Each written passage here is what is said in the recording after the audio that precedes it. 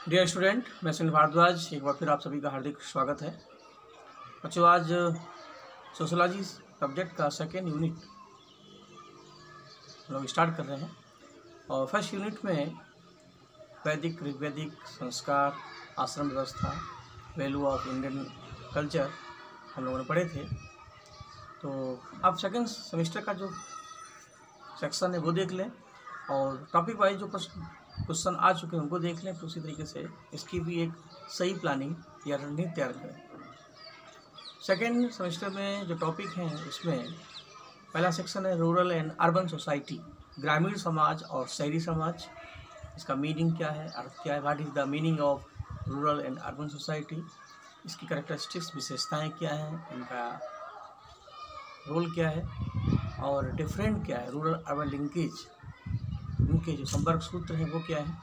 और इसी में अगला है जोग्राफिकल डेमोग्रेशन ऑफ सोशल स्ट्रेटिफिकेशन, सामाजिक स्त्रीकरण। इससे हमारे ट्रेडिशनल लेवल पर क्या फ़र्क पड़ता है, जॉइंट फैमिली, संयुक्त परिवार क्या है, उसकी विशेषताएं, कैरेक्टरिस्टिक्स और मेरिट और डिमेरिट। इस तरीके से कास्ट, जाति, मीनिंग, कैरेक्टरिस्टिक्स, मेरिट और डिमेरिट।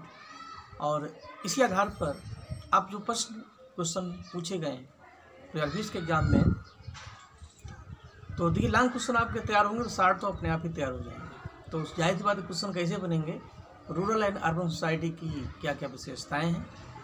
तो पहला क्वेश्चन तो यही आया था कि throw on the features of village society या रूरल सोसाइटी, ग्रामीण समाज या गांव समाज की प्रमुख विशेषताओं पर प्रकाश डालें। इसी तरीके से what do you understand by joint family, explain the merit and demerit of joint family. संयुक्त परिवार क्या है, उसके गुणों और दोष की व्याख्या करें। इस तरीके से क्वेश्चन कास्ट से पूछा गया, कास्ट का अर्थ, उसकी परिभाषा और उसके प्रमुख लक्षण और विशेषताएं। इसी तरीके से भारतीय जो नगर हैं उनकी विशेषताएं 60 क्वेश्चन पूछे गए। तो वही लॉन्ग क्वेश्चन 60 बन जाता, वही 60 क्वेश्चन लॉन्ग बन जाता। तो कुल मिलाकर के आप जड़ों पे पानी डालेंगे, सारे क्वेश्चन अपने आप आ जाएंगे। ऐसे ही एक क्वेश्चन पूछा गया था, different between caste and class, वर्ग और जाति में क्या अंतर है। ये सारी बातें इसमें हम लोगों को देखनी है। तो इसी कड़ी में अब शुरू करते हैं पहला section, rural society and urban society. तो सबसे पहले रूरल सोसाइटी क्या है ये जान लें और फिर उसकी मेन विशेषताएँ, कैरेक्टरिस्टिक्स को समझ लें। फिर उसके बाद अर्बन सोसाइटी क्या है और उसकी विशेषताएँ। फिर अगले सेक्शन में डिफरेंट दोनों में क्या है। देखिए सबसे पहले जानना पड़ेगा इंडिया की टोटल पॉपुलेशन का 3/4 यानी 75% के आसपास पॉपुलेशन गाँव में रहती है। India is the country of village, Bharat गाँव का देश है, एक एग्रीकल्चर बेस्ड कंट्री है, कृषि प्रधान देश है। इसलिए रूरल सोसाइटी का मतलब है जहाँ की maximum population depend on agriculture resources. And rural society means society that lives in village, जो गांव में रहती है, and it's dependent on natural environment, जो प्राकृतिक पर्यावरण है, वातावरण है, जैसे कृषि है उससे संबंधित जितने उसके रिसोर्सेज हैं, जैसे फिशिंग है, पशुपालन है, एनिमल हस्बेंड्री है, इस पर डिपेंड हो, तो उसी को हम रूरल सोसाइटी कहते हैं। यानी हमारा जो ग्रामीण ट्रेडिशनल सोसाइटी, परंपरागत समाज है, वो वहीं पर रहता है, उसकी अपनी एक अलग कल्चर है। गांव से आज शहर की जो सोसाइटी है, पॉपुलेशन है, वो गांव की तरफ अट्रैक्ट हो रही है। चलो चलो गांव चले हम, क्योंकि आज शहरों में गांव जैसा नेचुरल इन्वायरमेंट नहीं है, ताज़ी हवा नहीं है, स्वच्छ पानी नहीं है। तो धीरे धीरे हम पुनः उसी ट्रैक पर आ रहे हैं। रूरल इकोनॉमी जो है इसका बेस होता है एग्रीकल्चर और उससे संबंधित जितनी भी एक्टिविटीज़ है। This society have a low density of population, यहाँ की सोसाइटी में चूँकि एग्रीकल्चर बेस्ड पॉपुलेशन है, भारत में अर्बनाइजेशन भी है, नगरीकरण भी है, तो मैक्सिमम पॉपुलेशन नगरों की तरफ सेंट्रलाइज है। इसलिए यहाँ पर लो डेंसिटी है, यानी कम घनत्व है। डेंसिटी का मतलब होता है टोटल एरिया और टोटल पॉपुलेशन। तो आज भारत में सबसे अधिक डेंसिटी कह सकते हैं नगरों में है, जैसे दिल्ली हुआ, जैसे आपका लखनऊ हुआ। यहाँ पर गांव से ज़िंदगी की तलाश में और काम की तलाश में चलो चलो लखनऊ चले हम, चलो चलो शहर चले हम।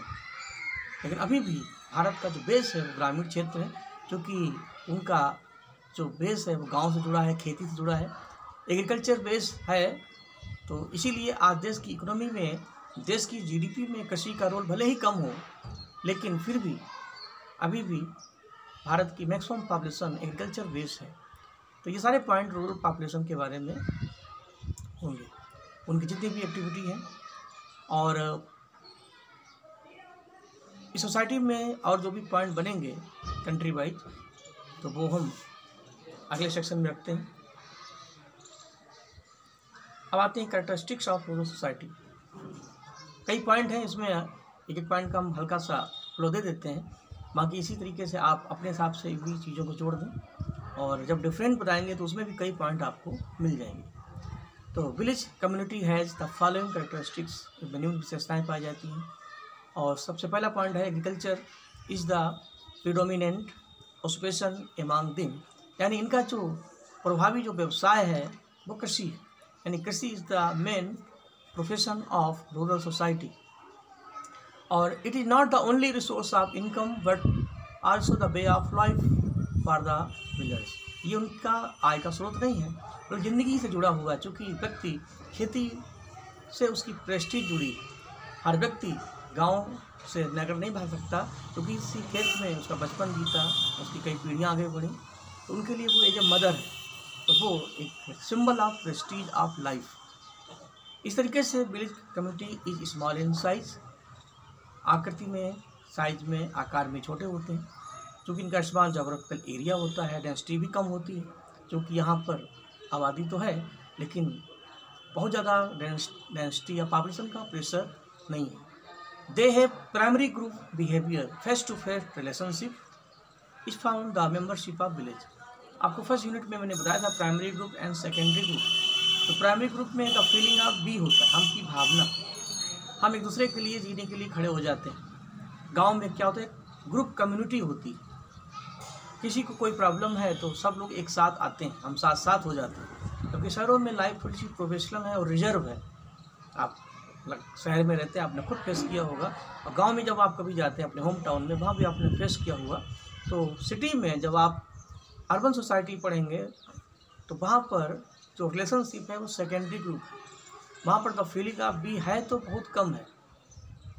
लेकिन गांव में हमारी जो पब्लिक कल्चर है और बाकी जितने भी फंक्शन हैं सब सोशल हैं, और एक ग्रुप कम्युनिटी के रूप में सब लोग उसको एंजॉय करते हैं। तो प्राइमरी ग्रुप यहाँ पर है, फेस टू फेस रिलेशनशिप है, और ये सभी लोगों में मिलता है। इसी तरीके से their social structure is based on kingship and family relationship. इनमें एक परिवारवाद की भावना रहती है, फैमिली में हम मिलजुल के रहते हैं। वैसे इनमें भी एक फैमिली ग्रुप है और फैमिली मेम्बरशिप है, उनके बीच फैमिली रिलेशनशिप है, चाहे कोई भी हो, एज ए फ्रेंड के रूप में, एज ए फैमिली मेम्बर के रूप में ट्रीट करता है। और एक और पॉइंट है joint family, mostly they have joint family and traditional family main characteristics of rural society. संयुक्त परिवार, परंपरागत परिवार, क्योंकि आज गांव में जॉइंट फैमिली है, लेकिन नगरों में जब हम शहरों में चलते हैं वहाँ आपको सेपरेट और सिंगल फैमिली मिलती है, मॉडर्नाइज फैमिली मिलती है। गांव में हम 7-7 हैं, शहरों में हम 7-8 हैं। और ग्रुप जॉइंट फैमिली का मतलब होता है a joint family is a group of people who live under one roof, eat food, cook in one hearth, have joint property. संयुक्त उनकी संपत्ति होती है, एक ही छत के अंदर मिलजुल के खाते हैं, अपनी सारी प्रॉब्लम्स को एक साथ शेयर करते हैं। और इस आधार पर जॉइंट फैमिली इनकी जनरेशन का एक न्यूक्लियर फैमिली के रूप में ये काम करता है।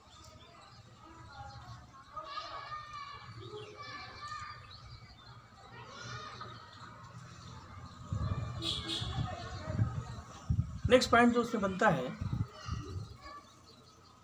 They are more conservative and traditional oriented towards.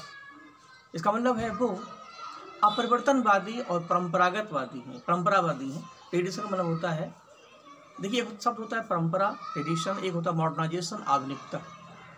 जैसे जैसे हम नगरों की तरफ बढ़ते हैं, मॉडर्नाइज होते जाते हैं, नगरों में वेस्टर्न कल्चर का इफ़ेक्ट है, नई नई फैसिलिटीज हैं, सुविधाएँ हैं, हम अधिक से अधिक मॉडर्न होते हैं और इसमें वेस्टर्न कल्चर का भी एक इफ़ेक्ट होता है। लेकिन हमारी जो परंपराएं हैं, जो हमारे रीति रिवाज हैं, हमारे जो कल्चर है, वो उसका जो बेसिक कॉन्सेप्ट है वो गांव में होता है। इसलिए गांव में इनका इफ़ेक्ट कम से कम होता है।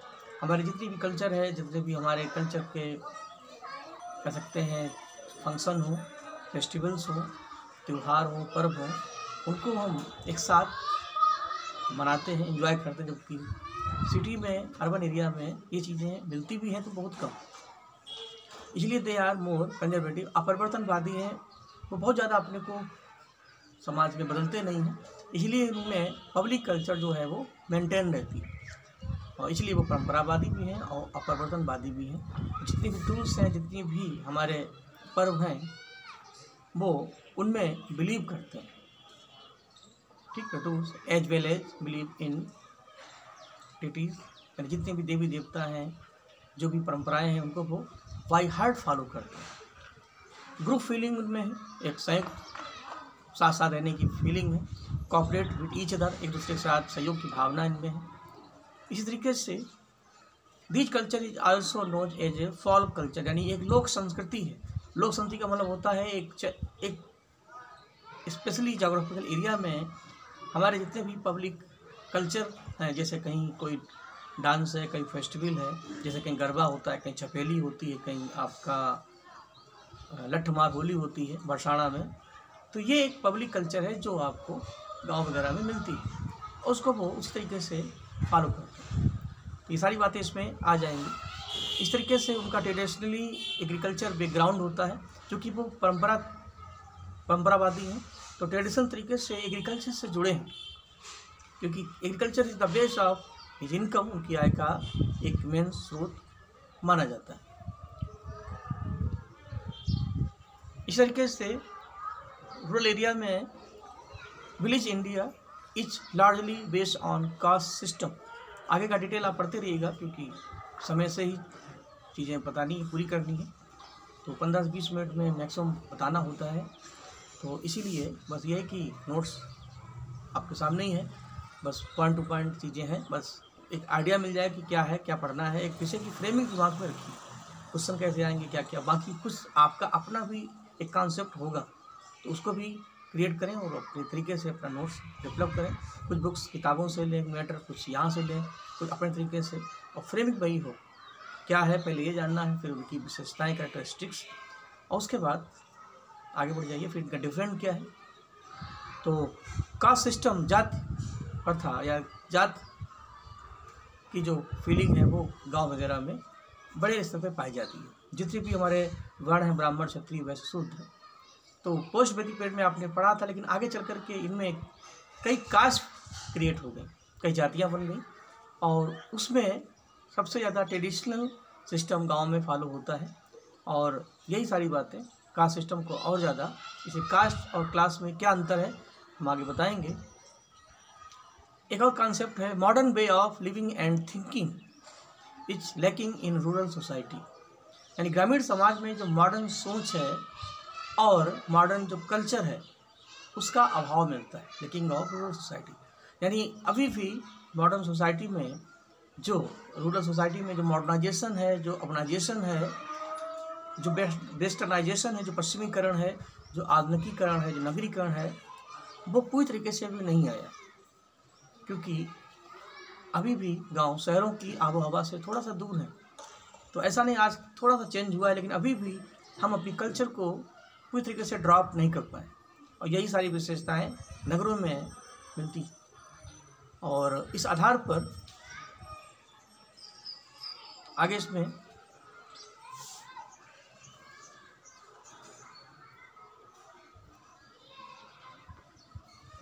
Since modern technology has not gain from ground in rural area, वही चीज़ है, ग्रामीण क्षेत्र में जो मॉडर्न टेक्नोलॉजी है वो पूरी तरीके से अभी ज़्यादा गेन पाई नहीं जाती। मॉडर्न टेक्नोलॉजी का मतलब है जिस तरीके से आज शहरों में हम लोग एजुकेशन के लेवल पर ही प्रोजेक्टर सिस्टम से ऑनलाइन पढ़ाते हैं, गांव में फैसिलिटीज़ कम है, क्योंकि वहाँ नेट की उतनी स्पीड नहीं है, टावर नहीं है, और बाकी कई ऐसे टेक्नोलॉजी हैं मॉडर्न अलग अलग क्षेत्र में, चाहे वो एजुकेशन का एरिया हो, चाहे वो एग्रीकल्चर का एरिया हो, तो अभी भी गांव में थोड़ा सा पिछड़ापन है इस एरिया में। तो मॉडर्नाइजेशन का जो लैक्स है वो वहाँ पर अभी भी मिलता है। तो इसी तरीके से they have a static economy. Static मतलब होता है स्थिर अर्थव्यवस्था है, क्योंकि no maximum change in agriculture system, कृषि में वो बहुत ज़्यादा बदलाव नहीं करते, इसलिए जो ट्रेडिशनल एग्रीकल्चर सिस्टम है उसी को वो फॉलो करते हैं। और ये अलग बात है कि भारत सरकार या अन्य सरकारें अपने अपने तरीके से किसानों को नई नई तकनीक से जोड़ती हैं। कई ऐप्स बनाए गए, जैसे किसान कार्ड फिल्टर बनाए गए, जैसे किसानों को नई नई तकनीक से रूबरू कराया जाए जिससे वो जाने। तो लेकिन धीरे धीरे अभी भी मैक्सिमम एरिया में इन सब चीज़ों का अभाव है। तो एक स्टैटिक्स इकोनॉमी है और द लैक्स मॉडर्न टेक्नोलॉजी, इसलिए उसमें जो आधुनिक तकनीक है उसका अभाव मिलता है, क्योंकि एग्रीकल्चर सिस्टम में भी मिलता है कुछ क्षेत्र को छोड़कर। लेकिन अभी भी उनकी जो ट्रेडिशनल स्टाइल ऑफ लिविंग है, परंपरागत जीवन शैली है, और परंपरागत जीवन शैली का मतलब समझ रहे हैं, अर्ली मॉर्निंग में उठना, मॉर्निंग वॉक करना और एग्रीकल्चर से जुड़ा होना, तो वो सारी चीज़ें उनकी एग्रीकल्चर बेस से ही रिलेटेड। तो ये सारे पॉइंट आपको मिलते हैं। इसका जस्ट अपोजिट आएंगे तो बन जाएगा अर्बन सोसाइटी। अर्बन सोसाइटी का मतलब होता है urban society include the town, the cities and metro with a specific way of life. अब सोसाइटी कस्बों में, नगरों में, महानगरों में विशिष्ट तरीके से मिलती है। पॉपुलेशन के अनुसार कहा जाए तो एक अर्बन एरिया में और रूरल एरिया में जो अंतर होता है, देखिए अर्बन सोसाइटी वो होती है जहाँ पर 75% पॉपुलेशन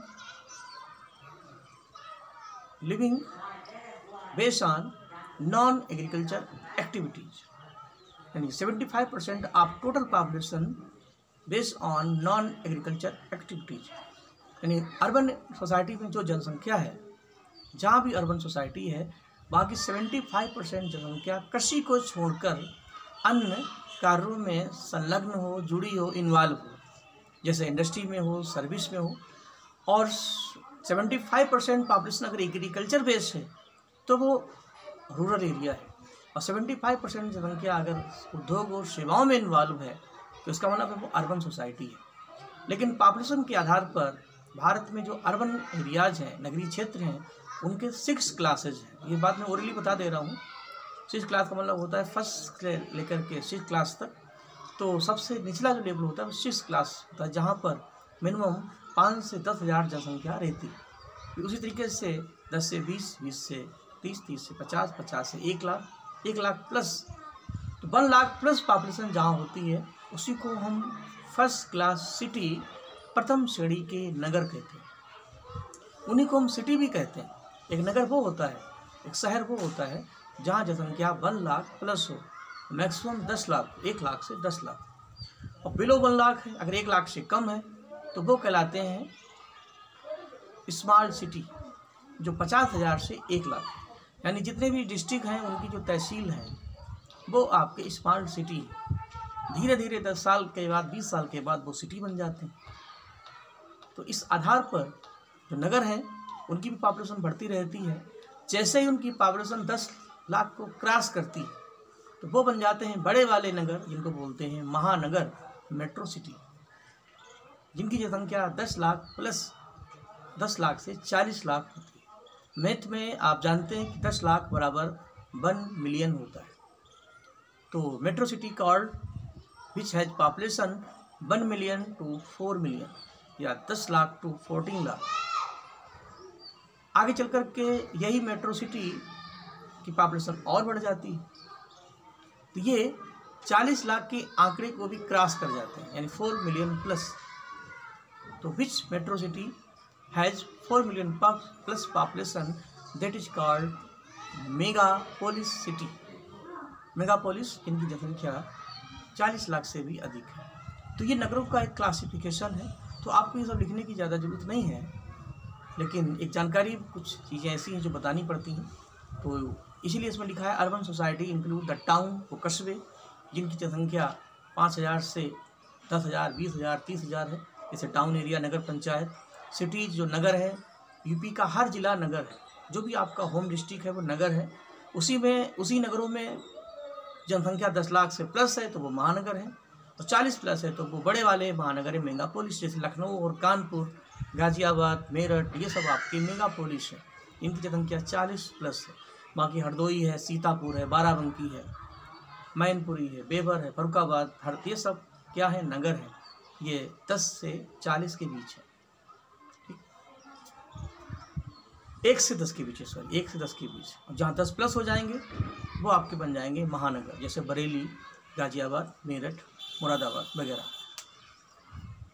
तो अर्बन सोसाइटी यही है जहाँ पर आपका हाई डेंसिटी होता है, सबसे अधिक जनघनत्व होता है। वहाँ गांव में मिनिमम डेंसिटी, यहाँ पर हाई डेंसिटी, और यहाँ पर मॉडर्न टेक्नोलॉजी और सारी चीज़ें होंगी। तो वो सारी चीज़ें विशेषताओं में आप देख लीजिए, इससे थोड़ा सा जल्दी भी हो जाए। आप चाहे तो रूरल एरिया को अपोजिट कर दीजिए तो ये हो जाएगा, या दोनों को अलग पढ़ लीजिए, फिर हम दोनों को फिर आगे अगले क्लास में मिला देंगे।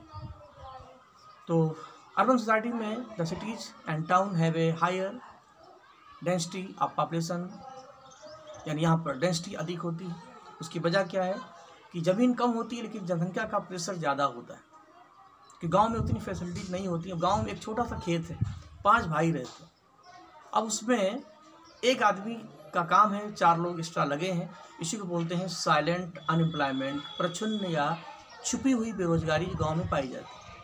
तो जाहिर बात है, खेती में जिस तरीके से मौसम चेंज होता है, ज़िंदगी का सेटलमेंट करने के लिए, ज़िंदगी की तलाश में और काम की तलाश में 2 भाई गांव में रहते हैं, 3 भाई कहते हैं चलो चलो लखनऊ चले हम। तो लखनऊ में आकर के यहाँ की पॉपुलेशन को बढ़ा देते हैं, क्योंकि क्या करें, कोई बेस नहीं है। तो यहाँ पर आकर के वो ऑटो चलाते हैं, वो मजदूरी करते हैं, इंडस्ट्री में काम करते हैं, आगे चल करके उनकी सर्विस में आ जाते हैं, पढ़े लिखे हैं। तो इस तरीके से जहाँ जहाँ दिल्ली में जाएँ, लखनऊ में जाएँ, यहाँ की डेंसिटी अधिक है, क्योंकि एरिया कम है, पॉपुलेशन का दबाव ज़्यादा है। तो जितना अधिक अर्बनाइजेशन होगा, जितना अधिक नगरीकरण होगा, more then urbanization and more then density in India. तो नगरीकरण का डेंसिटी का काफ़ी क्लोज रिलेशन है। जहाँ नगरीकरण कम होगा, मिनिमम अर्बनाइजेशन, वहाँ डेंसिटी अपने आप कम होगी। यही वजह है कि रूरल एरिया में डेंसिटी कम है, because there is minimum urbanization, और अर्बन एरिया में डेंसिटी अधिक है कि देयर इज मैक्सिमम अर्बनाइजेशन। ठीक, इस तरीके से कल्चरल हेट्रोजेनिटी इन फाउंड, यहाँ पर एक सामाजिक कह सकते हैं विजातीय पाई जाती है। सांस्कृतिक जो गांव है, वहाँ पर संस्कृति सजाती है, वहाँ पर सब लोग मिलजुल के रहते हैं। एक ग्रुप ऑफ कंबाइंड फीलिंग की जो फीलिंग है वो आती है रूरल एरिया में, साथ साथ रहना, जबकि यहाँ पर एक सेपरेट फीलिंग है, विजाति जिसको बोलते हैं। और ऑल अर्बन एरिया में maximum person are reserve and personal, इसलिए यहाँ पर डिफरेंट कल्चर है, और उसी में सब अलग अलग तरीके से एम्प्लॉयमेंट, रोजगार, एजुकेशन, मेडिकल, हेल्थ केयर में अलग अलग तरीके के लोग रहते हैं, क्योंकि अलग अलग एरिया से वो आते हैं। तो एक विजातीय कल्चर यहाँ पर पाई जाती है, क्योंकि गाँव में एक सजातीय कल्चर है, एक साथ रहना। इसी तरीके से cities have a district environment that is not nature but A made by environment. यहाँ का जो इन्वायरमेंट है वैसा नहीं, जैसे गांव का एक नेचुरल इन्वायरमेंट है, जबकि शहरों का मेड बाई ह्यूमन, हमने अपने तरीके से बनाया है कृत्रिम वातावरण। तो हम प्रकृति से उतना ही दूर चले जाते हैं और नेचर को कहीं ना कहीं डिस्टर्ब भी करते हैं। जैसे मॉडर्नाइजेशन है तो हाई हम बिल्डिंग बनाते हैं, तो जो प्लांट हैं उनको हम क्रॉस करते हैं, काटते हैं, कटिंग करते हैं। तो इसका कहीं ना कहीं साइड इफ़ेक्ट हमारे नेचर को, हमारे सिस्टम को फेस करना होता है। यही वजह ग्लोबल वार्मिंग और जो इफेक्ट जैसे रीजन आज हमें देखने को मिलते हैं। इस तरीके से occupation of urban area is mainly not agricultural. मैंने पहले बताया था यहाँ पर का जो मेन व्यवसाय है वो एग्रीकल्चर बेस्ड नहीं है, कि 75% population involve in manufacturing industry, trade, commercial sector, professional and government sector, यानी सेवा में और इंडस्ट्री में वो इन्वॉल्व होते हैं। इस तरीके से यहाँ पर एक फॉर्मल सोसाइटी कंट्रोल है, एक फॉर्मल कल्चर पाई जाती है, जो कि गांव में इनफॉर्मल कल्चर है। वहाँ प्राइमरी ग्रुप है, फेस टू फेस रिलेशनशिप है, जबकि यहाँ पर सेकेंडरी कॉन्टैक्ट है और it means face to face and individual to individual interaction is not possible in urban area. वही एफ और जी दोनों पॉइंट एक ही बात कहते हैं। एक इनफॉर्मल रिलेशन है, फॉर्मल रिलेशन है, और सेकेंडरी कॉन्टैक्ट द्वितीयक समूह है यहाँ पर, और feeling of we not founded in urban area, क्योंकि शहरों की लाइफ थोड़ी रिजर्व है, हर व्यक्ति पर्सनल है, ज़िंदगी की भागा दौड़ी में सुबह आता है, शाम को भागता भागता घर आता है, रास्ते में किसी का एक्सीडेंट भी हो जाता है तो व्यक्ति इतना फास्ट है, वो देखता है और निकल जाता है। ऐसा नहीं कि सभी लोग ऐसे हैं, लेकिन फीलिंग है। तो इस आधार पर लेकिन गांव में ये इस तरीके के केस मिनिमाइज होते हैं, कम होते हैं, क्योंकि वहाँ फीलिंग ऑफ बी है, प्राइमरी ग्रुप है। तो यही सारी बातें इसमें क्लियर करनी थी।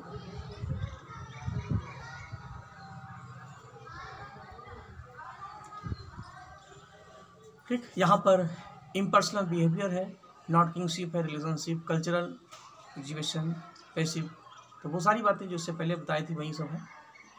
इसी तरीके से यहाँ की जो इकोनॉमी है वो मल्टीपल है, मार्केटिंग एंड मॉनेटरी इकोनॉमी, और urban economical organization is based on marketing और मॉनेटरी इकोनॉमी। इस तरीके से civic facilities like road, electricity, water, communication, park, hotel, cinema are founded in urban area. Modernization है, जो हमारा आधुनिकीकरण है या ऑर्गेनाइजेशन है, उसमें गांव और नगर को यही सारी चीज़ें डिफ़र करती हैं। गांव में सिनेमा है उस लेवल के, तो शहरों में मल्टीप्लेक्स मॉल हैं और अच्छे बेस्ट ऑर्गेनाइजेशन है, पार्क्स हैं, होटल्स हैं, इलेक्ट्रिसिटी है। ये सारी फैसिलिटीज़ हमें गांव को नगर से डिवाइड करती हैं, और यही सारी बातें हमें क्लियर करनी थी। कुछ पॉइंट और भी हैं मेरे हिसाब से हो गए, तो ऐसा नहीं कि इतने ही पॉइंट्स हैं। जब हम डिफरेंट करेंगे तो कुछ नए पॉइंट और निकालेंगे, लेकिन मोटा मोटा अंदाज़ा मिल गया कि रूरल सोसाइटी में और अर्बन सोसाइटी में बेसिकली डिफरेंट होता क्या है। तो बस ये है कि जो रूरल सोसाइटी है उसका बेस है हमारा rural area and agriculture and animal husbandry, और यही इस पाया जाता है अर्बन एरिया में, वहाँ ये चीज़ें नहीं मिलती। रूरल एरिया में भी है आर नियरेस्ट ऑफ नेचर, जबकि यहाँ पर separate from nature. Modernization, westernization not founded in rural area, जबकि ये मिलता है अर्बन एरिया में। तो वहाँ पर प्राइमरी ग्रुप है, यहाँ पर सेकेंडरी ग्रुप है, वहाँ पर इनफॉर्मल रिलेशन है, यहाँ पर फॉर्मल रिलेशन, वही सारी बातें हैं। तो एक बार चीज़ को अपने लेवल से समझ लें तो आसानी से आप इसको लिख भी लेंगे और समझ भी लेंगे। क्वेश्चन कैसे भी आएंगे मिल जाएंगे, क्योंकि इस विषय की यही खास बात है, कॉन्सेप्टिव विषय, और आपकी लाइफ से, आपके आसपास के एनवायरनमेंट से ये अटैच है। तो इतनी सारी बातें हैं, बाकी फिर नेक्स्ट क्लास में मिलेंगे, आपको पढ़ाएंगे different between rural and urban. इससे संबंधित जो भी क्वेश्चन है वो आपकी ERP पे हम लोग अपलोड कर देंगे। अपना ध्यान रखें। थैंक यू, नमस्कार।